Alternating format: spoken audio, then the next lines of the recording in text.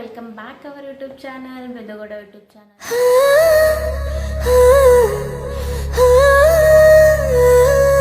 ಎಲ್ಲರೂ ಹೇಗಿದ್ದೀರಾ? ನಾನಂತೂ ಸೂಪರ್ ಆಗಿದ್ದೀನಿ. ನಂಗೆ ವೀಡಿಯೋಸ್ ಮಾಡೋಕ್ಕೆ ಆಗಿಲ್ಲ ಬಿಕಾಸ್ ಆಫ್ ಪರ್ಸ್ನಲ್ ರೀಸನ್. ಈ ಲಾಗ್ ಕಂಪ್ಲೀಟ್ ವರಲಕ್ಷ್ಮಿ ಹಬ್ಬದ್ದಾಗಿರುತ್ತೆ. ಅಂದರೆ ಇವತ್ತು ಸಂಜೆಯಿಂದ ನಾಳೆ ಈವ್ನಿಂಗ್ವರೆಗೂ, ಅಂದರೆ ಗುರುವಾರ ಸಂಜೆಯಿಂದ ಫ್ರೈಡೇ ಈವ್ನಿಂಗ್ವರೆಗೂ ಯಾವ್ಯಾವ ಥರ ಇರುತ್ತೆ ಅಂತ ತೋರಿಸೋಣ ಅಂತ. ಮತ್ತು ನನಗೆ ಇದು ಮದುವೆ ಆಗಿ ಫಸ್ಟ್ ವರಲಕ್ಷ್ಮಿ. ನನಗೆ ಅಷ್ಟು ಇಷ್ಟು ಅಂತ ಗೊತ್ತಿಲ್ಲ. ನನಗೆ ತಿಳಿದ ಮಟ್ಟಕ್ಕೆ ಯಾವ ಥರ ಮಾಡಬೇಕು ಏನು ಅಂತ ಮಾಡೋಣ ಅಂತ. ನಾನಂತೂ ತುಂಬ ಸಿಂಪಲ್ಲಾಗಿ ಮಾಡ್ತಾಯಿದ್ದೀನಿ ವರಲಕ್ಷ್ಮಿ. ಯಾಕಂದರೆ ಮುಂದಿನ ವರ್ಷ ಗ್ರ್ಯಾಂಡಾಗಿ ಮಾಡೋಣ. ಈ ವರ್ಷ ಎಲ್ಲ ತಿಳ್ಕೊಂಡು ಯಾವ್ಯಾವ ಥರ ಮಾಡಬೇಕು. ಯಾಕಂದರೆ ಅಮ್ಮನ ಮನೇಲಿ ಧನಲಕ್ಷ್ಮಿ ಹಬ್ಬ ಮಾಡೋದು, ವರಲಕ್ಷ್ಮಿ ಹಬ್ಬ ಮಾಡಲ್ಲ, ಸಿಂಪಲಾಗಿ ಮಾಡೋದು. ಹಾಗಾಗಿ ಯಾವ ಥರ ಮಾಡಬೇಕು ಅಂತ ನೋಡಿ ಮಾಡೋಣ ಅಂತ ಅಂದ್ಕೊಂಡಿದ್ದೀನಿ. ಈ ಕಂಪ್ಲೀಟ್ ಲಾಗ್ನ ತಪ್ಪದೆ ನೋಡಿ, ಆಯಿತಾ? ಮರ್ಚಿಟ್ಟು ಕಬೋರ್ಡ್ ಒಳಗಿಟ್ಟು ನಾವು ಕಾಫಿ ಕುಡಿದು ಹೊರಗೆ ಹೋಗಿದ್ವಿ ಐಟಮ್ಸ್ ಎಲ್ಲ ತೊಗೊಂಡು ಬರೋಣ ಅಂತ. ಐಟಮ್ಸ್ ಎಲ್ಲ ತೊಗೊಂಡು ಮನೆಗೆ ಬರೋಷ್ಟೊತ್ತಿಗೆ 8:30 ಆಗಿತ್ತು. 8:30ಗೆ ಬಂದು ಅಡುಗೆ ಮಾಡಿ ನಾನು ದೇವ್ರ ಮನೆ ಕ್ಲೀನ್ ಮಾಡೋಣ ಅಂತ ಹೋದೆ. ದೇವ್ರ ಮನೆ ಏನು ಅಂತಂದರೆ ಕ್ಲೀನ್ ಮಾಡಬೇಕು ಅಂದರೆ ಮಿನಿಮಮ್ 1 ಅವರ್ ಇಲ್ಲ 2 ಅವರ್ ಬೇಕೇ ಬೇಕು. ಯಾಕಂದರೆ ಕಂಪ್ಲೀಟ್ ದೇವ್ರ ಮನೆ ಕ್ಲೀನ್ ಮಾಡೋಕ್ಕೆ ಟೈಮ್ ಇದ್ದೇ ಹಿಡಿಯುತ್ತೆ.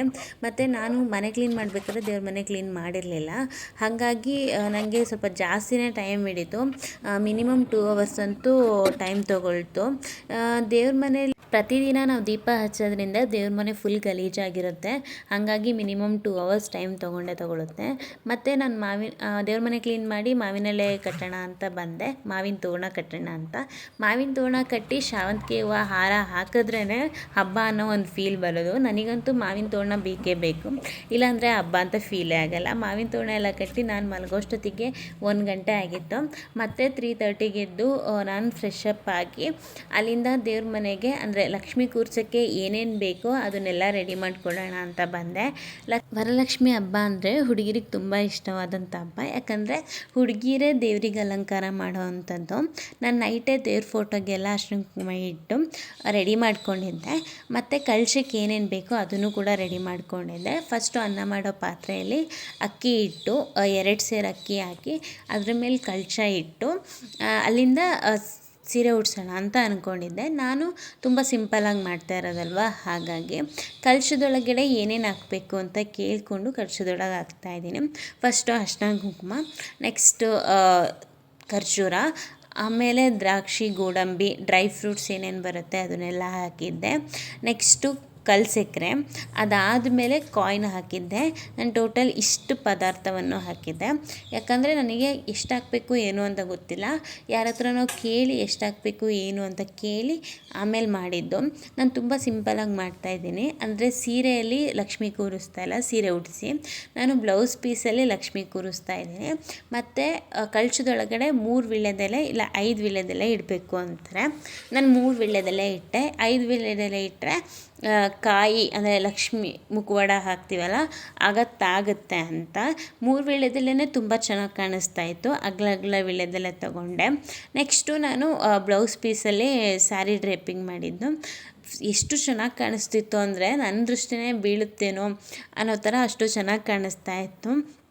ಬ್ಲೌಸ್ ಪೀಸಲ್ಲಿ ಡ್ರೇಪಿಂಗ್ ಮಾಡಬೇಕು ಅಂದರೆ ನಾವು ಸೆರ್ಗನ್ನ ಯಾವ ಥರ ಸಣ್ಣದಾಗಿ ಫೋಲ್ಡ್ ಮಾಡ್ತೀವಲ್ಲ ಅದೇ ಥರ ಬ್ಲೌಸ್ ಪೀಸ್ನು ಕೂಡ ಸಣ್ಣದಾಗಿ ಫೋಲ್ಡ್ ಮಾಡಬೇಕು. ಮಿನಿಮಮ್ 5 ಫೋಲ್ಡ್ಸ್ ಆದರೂ ಆಗುತ್ತೆ. ನಂದು 6 to 7 ಆಗಿತ್ತು, ಸ್ವಲ್ಪ ಅಗಲ ಇತ್ತು ನಂದು ಬ್ಲೌಸ್ ಪೀಸು. ಹಾಗಾಗಿ ಅದನ್ನು ಮಧ್ಯದಲ್ಲಿ ಮಡಚಿ ಹಿಂದ್ಗಡೆಯಿಂದ ಒಂದು ನಾಟ್ ಮಾಡಿ ಆಮೇಲೆ ನಮ್ಮ ಮುಂದ್ಗಡೆ ಏನು ಸ್ಯಾರಿ ಡ್ರೇಪಿಂಗ್ ಇರುತ್ತಲ್ಲ ಆ ಥರ ಸ್ಯಾರಿ ಡ್ರೇಪಿಂಗ್ ಮಾಡಿಕೊಂಡ್ರೆ ಲಕ್ಷ್ಮಿ ರೆಡಿ ಆಗುತ್ತೆ. ತುಂಬ ಚೆನ್ನಾಗಿ ಬರುತ್ತೆ. ಒಂದ್ಸಲ ನೀವು ಟ್ರೈ ಮಾಡಿ ನೋಡಿ. ಸ್ಯಾರಿ ಡ್ರೇಪಿಂಗ್ ಮಾಡಿ ಅದಕ್ಕೆ ಅಲಂಕಾರ ಮಾಡಿ ಏನೇನು ಬೇಕು ಅದು ಲಕ್ಷ್ಮಿಗೆ ಅದನ್ನು ಅಲಂಕಾರ ಮಾಡಿ ಮುಗಿಸೋಷ್ಟೊತ್ತಿಗೆ ಅರೌಂಡ್ 4:30, 5 o'clock ಆಗಿತ್ತು. ಅದಾದಮೇಲೆ ನಾನು ಈ ಸ್ಯಾರಿ ಡ್ರೇಪಿಂಗ್ ಆದಮೇಲೆ ಮುಖವಾಡ ಹಾಕಬೇಕು. ಯಾಕಂದರೆ ಇಲ್ಲ ಮಾಡೋಕ್ಕಾಗಲ್ಲ ಸ್ಯಾರಿ ಡ್ರೇಪಿಂಗಿಂತ ಮುಂಚೆ. ಸ್ಯಾರಿ ಡ್ರೇಪಿಂಗ್ ಆದಮೇಲೆ ಮುಖವಾಡ ಹಾಕಿದ್ರೆ ತುಂಬ ಲಕ್ಷಣವಾಗಿ ಕಾಣುತ್ತೆ ಮತ್ತು ನಮಗೂ ಈಸಿ ಆಗುತ್ತೆ ಮಾಡೋಕ್ಕೆ. ಸ್ಯಾರಿ ಡ್ರೇಪಿಂಗ್ ಎಲ್ಲ ಮುಗಿಸೋಷ್ಟೊತ್ತಿಗೆ 5 o'clock ಆಗಿತ್ತು ಅಂತ ಹೇಳಿದ್ನಲ್ಲ. 5 o'clock ಆಗಿ ಅದಾದಮೇಲೆ ಮುಖವಾಡಕ್ಕೆ ಏನು ಮಾಡಬೇಕು ಅಂದರೆ ಫಸ್ಟು ಕಳಶಕ್ಕೆ ಅಂದರೆ ಕಾಯಿಗೆ ನಾನು ಫಸ್ಟೇ ಅರಿಶಿನ ಹಚ್ಚಿ ಇಟ್ಕೊಂಡಿದ್ದೆ. ಅರಿಶಿನ ಹಚ್ಚಾದ್ಮೇಲೆ ಅರಿಶಿನ ಕುಂಕುಮ ಇಟ್ಟು ಅದಾದಮೇಲೆ ಮುಖವಾಡವನ್ನು ಹಾಕುವಂಥದ್ದು. ಮುಖವಾಡ ಹಾಕಿ ಫುಲ್ ಅಲಂಕಾರ ಮಾಡೋಷ್ಟೊತ್ತಿಗೆ ಅರೌಂಡ್ 6 o'clock ಆಗಿತ್ತು. ವರಮಹಾಲಕ್ಷ್ಮಿ ಹಬ್ಬ ಎಂಬುದು ಹಿಂದೂ ಧರ್ಮದ ಹೆಮ್ಮೆಯ ಹಬ್ಬವಾಗಿದ್ದು, ಇದು ಧನ, ಐಶ್ವರ್ಯ ಮತ್ತು ಶ್ರೀಮಂತಿಕೆಯ ದೇವತೆ ಮಹಾಲಕ್ಷ್ಮಿ ಪೂಜಿಸುವ ವಿಶೇಷ ದಿನವಾಗಿದೆ. ವರ ಅಂದರೆ ಆಶೀರ್ವಾದ ಮತ್ತು ಕೃಪೆ ಮತ್ತು ಮಹಾಲಕ್ಷ್ಮಿ ಅಂದರೆ ಐಶ್ವರ್ಯ ದೇವತೆ. ಈ ಹಬ್ಬವನ್ನು ಸಾಮಾನ್ಯವಾಗಿ ಆಷಾಢ ಮಾಸ ಶುಕ್ರವಾರದಲ್ಲಿ ನಡೆಸ್ಕೊಂಡು ಬಂದಿದ್ದಾರೆ, ಅಂದರೆ ಆಚರಿಸ್ತಾ ಇದ್ದಾರೆ. ಸ್ಯಾರಿ ಡ್ರೇಪಿಂಗ್ ಬ್ಲೌಸ್ ಡ್ರೇಪಿಂಗು ಮತ್ತು ಮುಖವಾಡ ಎಲ್ಲ ಆದಮೇಲೆ ಹೂವಿನ ಹಾರ ಹಾಕಿದ್ದೆ. ಹೂವಿನ ಹಾರ ಏನು ಅಂತಂದರೆ ನಾನೇ ಮಾಡಿದ್ದು. ಈಗ ಹಬ್ಬಗಳಲ್ಲಿ ವರಲಕ್ಷ್ಮಿ ಹಬ್ಬ ಅಂತಲ್ಲ, ಪ್ರತಿ ಹಬ್ಬದಲ್ಲೂ ಹೂವಿನ ರೇಟ್ ಕೇಳೋಕ್ಕೆ ಆಗಲ್ಲ, ತುಂಬ ಜಾಸ್ತಿ ಇರುತ್ತೆ. ನಾನು 1-2 ದಿನ ಮುಂಚೆನೇ ಹೂವುಗಳೆಲ್ಲ ತಂದಿಟ್ಕೊಂಡಿದ್ದೆ. ಗುಲಾಬಿ ಹೂಗಳು ಬಿಡಿ ಬಿಡಿ ಹೂವು ಸಿಗುತ್ತಲ್ಲ, ಅದನ್ನು ತಂದು ಅದರಿಂದ ಹಾರ ಮಾಡಿ ದೇವರಿಗೆ ಮುಡಿಸಿದ್ದಾಯಿತು. ಈ ಹೂಗಳು ಹಾಕಿದ್ರೇ ತುಂಬ ಲಕ್ಷಣವಾಗಿ ಕಾಣಿಸುತ್ತೆ. ಹೂಗಳೆಲ್ಲ ಮುಡಿಸಿ ನಾನು ರೆಡಿ ಮಾಡಿ ಮತ್ತೆ ಬೇರೆ ಕೆಲಸ ನೋಡೋಣ ಅಂತ ಹೊರಟೆ. ದೇವರಿಗೆ ಅಲಂಕಾರ ಎಲ್ಲ ಮುಗಿಸಿ ನಾನು ಹೊಸ್ಲು ಪೂಜೆ ಮಾಡೋಣ ಅಂತ ಬಂದೆ. ನಾನು ಹೊಸ್ಲು ಪೂಜೆ ಯಾವ ಥರ ಮಾಡ್ತೀನಿ ಅಂದರೆ, ಹೊಸ್ಲನ್ನೆಲ್ಲ ಸ್ವಚ್ಛ ಮಾಡಿಕೊಂಡು ಅದಾದಮೇಲೆ ಅರಿಶಿನದಲ್ಲಿ ಇದು ಮಾಡೋ ಅಂಥದ್ದು. ನನಗೆ ಅಲಂಕಾರ ಮಾಡೋದಂದರೆ ತುಂಬ ಇಷ್ಟ. ಅದು ಹೊಸ್ಲಿಗೆ ಅಲಂಕಾರ ಮಾಡಬೇಕು ಅಂದರೆ ಸಿಕ್ಕಾಪಟ್ಟೆ ಇಷ್ಟ.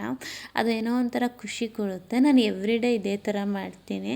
ಯಾಕಂದರೆ ನನಗೆ ಹೊಸ್ಲಲ್ಲಿ ಅಂದರೆ ಬೆಳಗ್ಗೆ ಎದ್ದ ತಕ್ಷಣ ರಂಗೋಲಿ ಬಿಡಬೇಕು ಅಂತ ಸಖತ್ ಆಸೆ ಆಗುತ್ತೆ. ಯಾಕೆ ಏನು ಅಂತ ಗೊತ್ತಿಲ್ಲ, ಬಟ್ ನಂಗೆ ಹೊಸ್ಲು ರೆಡಿ ಮಾಡಬೇಕು ಅಂದರೆ ತುಂಬ ಇಷ್ಟ ಆಗುತ್ತೆ. ಹೊಸ್ಲೆಲ್ಲ ರೆಡಿ ಮಾಡಿ ನನಗೆ ರಂಗೋಲಿ ಎಲ್ಲ ಬಿಟ್ಟು ಪೂಜೆ ಮಾಡೋಷ್ಟೊತ್ತಿಗೆ ತುಂಬಾ ಲೇಟ್ ಆಗಿಬಿಟ್ಟಿತ್ತು. 6:30 ಆಗಿಬಿಟ್ಟಿತ್ತು. ಏನು ಮಾಡೋದು, ಹಬ್ಬ ಅಲ್ವಾ, ಪ್ರತಿಯೊಂದು ಇದನ್ನು ನಾವು ಪಾಲನೆ ಮಾಡಲೇಬೇಕು. ಎಲ್ಲದನ್ನೂ ನೀಟಾಗಿ ಮಾಡಿದ್ರೇ ಏನೋ ಒಂಥರ ಮನಸ್ಸಿಗೆ ಸಮಾಧಾನ ಆಗೋವಂಥದ್ದು. ನಾನು ರಂಗೋಲಿ ಬಿಡ್ತಾ ಇದ್ದೀನಲ್ಲ, ಅದು ಅಷ್ಟೇ. ನಮ್ಮನೆ ಮುಂದ್ಗಡೆ ತುಂಬ ಚಿಕ್ಕದು ಜಾಗ, ಎಷ್ಟು ಚಿಕ್ಕದಂದರೆ ಚಿಕ್ಕದು, ಅಲ್ಲಿ ಚಿಕ್ಕದು ಬಿಡಬೇಕು ರಂಗೋಲಿ ಎಲ್ಲ. ನನಗೆ ದೊಡ್ಡ ಮನೆ ಇಷ್ಟ, ಬಟ್ ನಾವಿರೋದು ರೆಂಟ್ ಮನೆ ಅಲ್ವಾ, ಹಾಗಾಗಿ ಏನು ಮಾಡೋಕ್ಕಾಗಲ್ಲ, ಇರೋದ್ರಲ್ಲಿ ಅಡ್ಜಸ್ಟ್ ಮಾಡ್ಕೊಂಡು ಹೋಗ್ಬೇಕಲ್ಲ. ಹಾಗಾಗಿ ತುಂಬ ಚೆನ್ನಾಗಿ ಬಂದಿತ್ತು ರಂಗೋಲಿ ಅಂತೂ.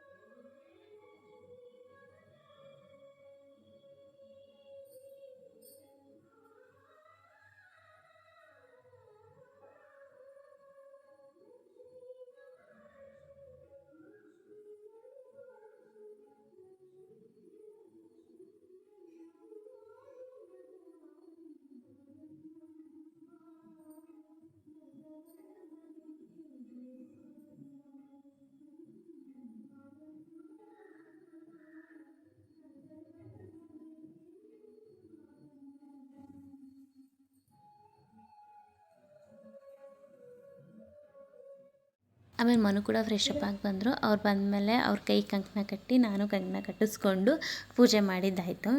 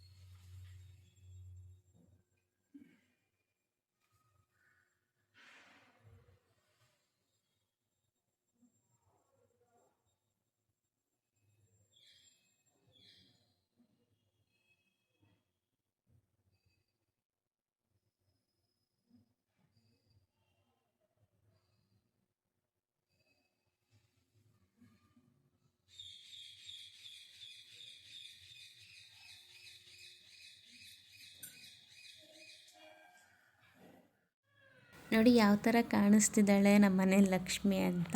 ತುಂಬಾ ಮುದ್ದಾಗಿ ಕಾಣಿಸ್ತಿದ್ಲು. ನನಗಂತೂ ತುಂಬ ಇಷ್ಟ ಆಯಿತು. ನನ್ನ ದೃಷ್ಟಿನ ಬೀಳೋ ಥರ ಕಾಣಿಸ್ತಿದ್ಲು. ಇವತ್ತಿನ ಲಾಗ್ ಕೂಡ ಇಷ್ಟೇ. ನಿಮಗೆ ಲಾಗ್ ಇಷ್ಟ ಆಗಿದೆ ಅಂತ ಭಾವಿಸ್ತೀನಿ.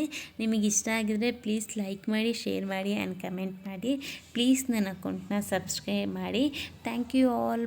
ಬಾಯ್.